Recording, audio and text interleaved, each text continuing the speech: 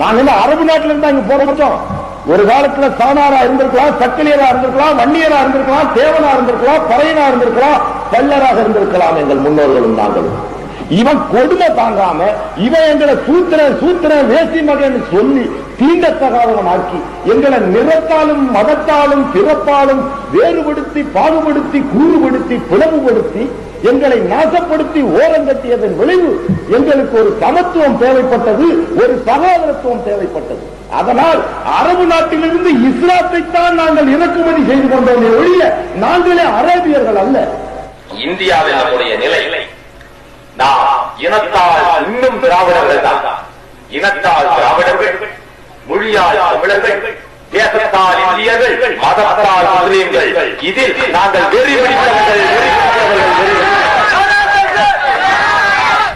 முதல்ல நீங்க எல்லாம் புரிஞ்சுக்கணும் என்னன்னா, நாம் அரேபியர்கள் அல்ல.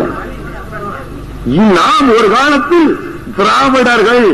இனத்தால் ஏற்கனவே உங்களுக்கு கத்தி கத்தி சொல்லி எலும்பும் தோலுமா ஆயிட்டம் தான். நாம் இனத்தால் திராவிடர்கள், மொழியால் தமிழர்கள், தேசத்தால் இந்தியர்கள், மதத்தால் முஸ்லிம்கள் என்று கத்தி கத்தி போல்டா சொல்றோம்.